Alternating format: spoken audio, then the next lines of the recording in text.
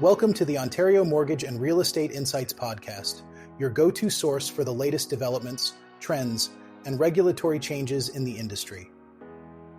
I'm your host, Steve Hamoan, here to provide you with insights sourced from reputable news outlets to help you stay informed and make well-informed decisions. This podcast is brought to you by Real Approved Inc., a trusted mortgage brokerage dedicated to helping Canadians achieve their homeownership dreams. Visit realapproved.ca to learn more about how their experienced team can assist you with your mortgage needs. Let's dive into today's episode. Today, we're examining the mixed fourth quarter earnings expected from Canadian banks as they navigate a landscape marked by looming mortgage renewals and potential interest rate cuts. According to a recent report by Reuters, 4 out of Canada's 6 largest banks are projected to see an increase in earnings for this quarter. Analysts are particularly focused on the bank's forecasts for the upcoming year, as they anticipate changes in the economic environment, including interest rate cuts and the impact of a new government in the United States. The report highlights that Royal Bank of Canada, TD Bank, Bank of Montreal, CIBC, Bank of Nova Scotia, and National Bank collectively control over 90% of Canada's loans and deposits. These banks have faced a challenging year, having had to set aside additional funds to cover potential loan defaults due to customers struggling with high interest rates and increased cost of living. However, in recent quarters, the banks have managed to focus on profitability through strategic measures such as cost control, cautious lending practices, and a surge in investment banking activities. Ebrahim Poonawala, an analyst at Bank of America, notes that while the fourth quarter results are expected to show growth in earnings per share, management teams are likely to express caution due to macroeconomic uncertainties. The anticipated growth in net income for 4 of the major banks is expected to be between 2% and 32%, except for TD and Bank of Montreal, where earnings might decline by 3% to 18% respectively. This is attributed to specific challenges faced by each bank, such as TD's anti-money laundering issues and Bank of Montreal's problematic loan book in the United States.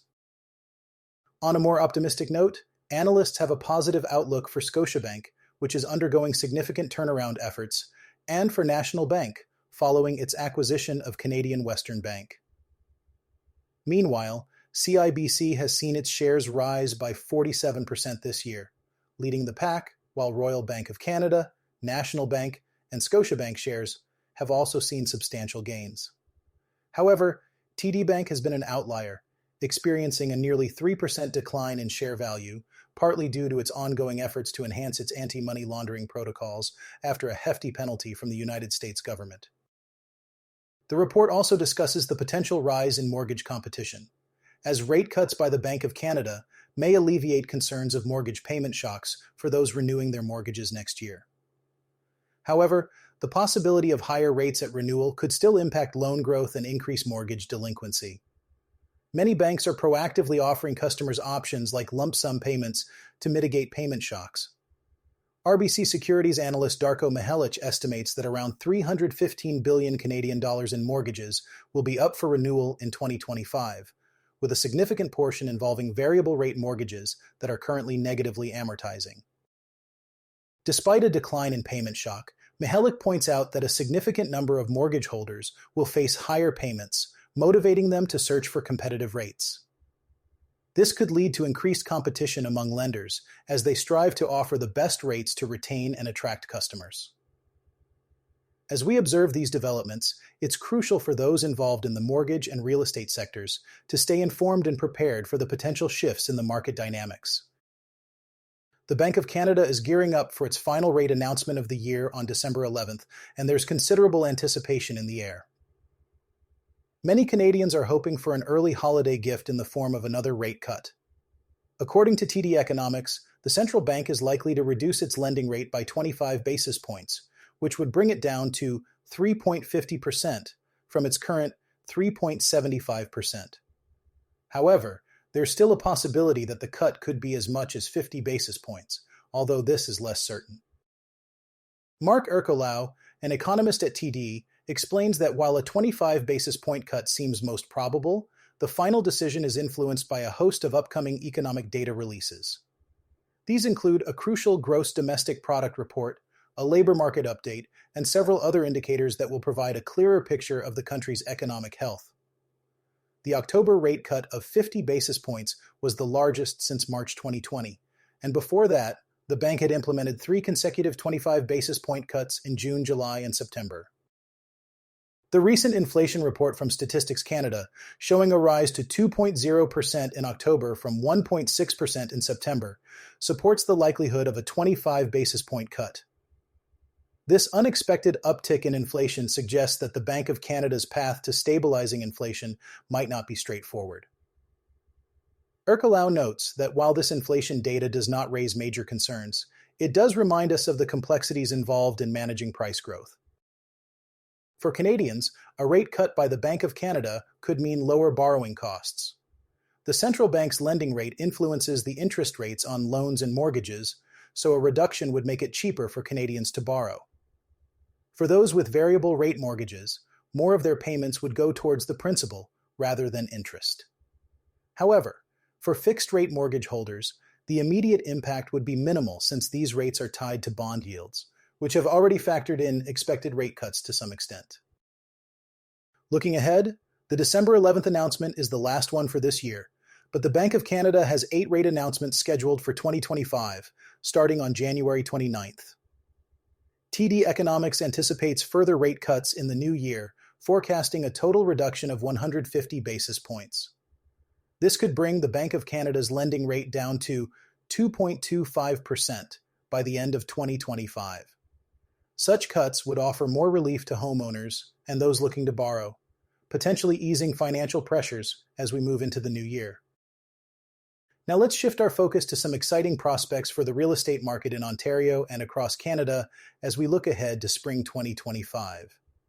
According to a new study from the real estate brokerage BoC, Canadians can anticipate a lively spring market next year, with a potential surge in real estate sales kicking off as early as March.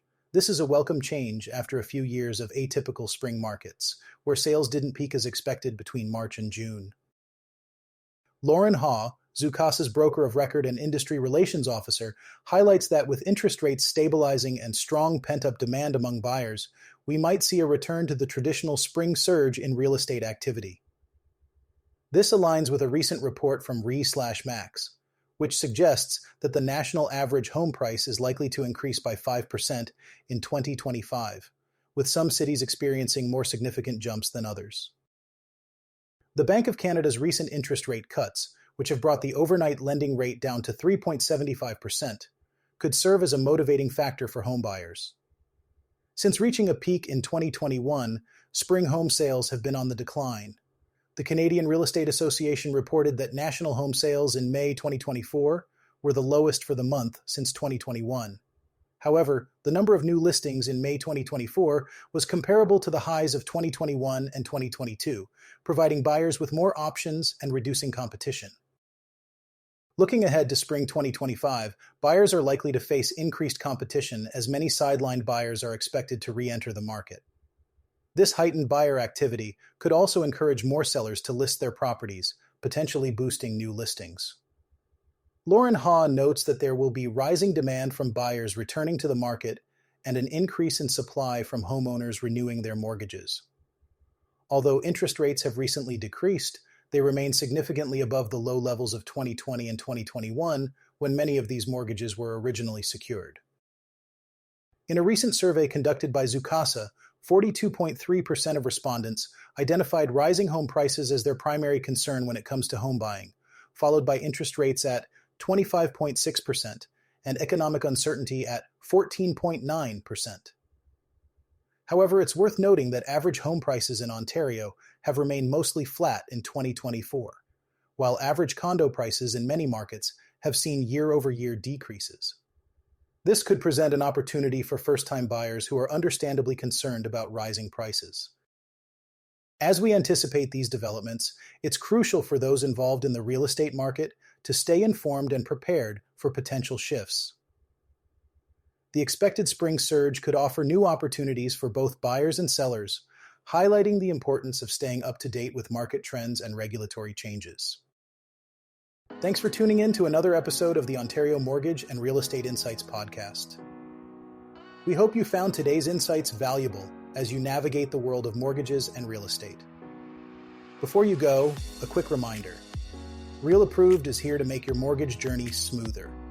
Whether you're buying your first home or refinancing, their experienced team is ready to guide you with personalized support every step of the way. Visit realapproved.ca to get started and take the next step toward achieving your homeownership goals. Catch you next time and stay informed with the latest industry insights.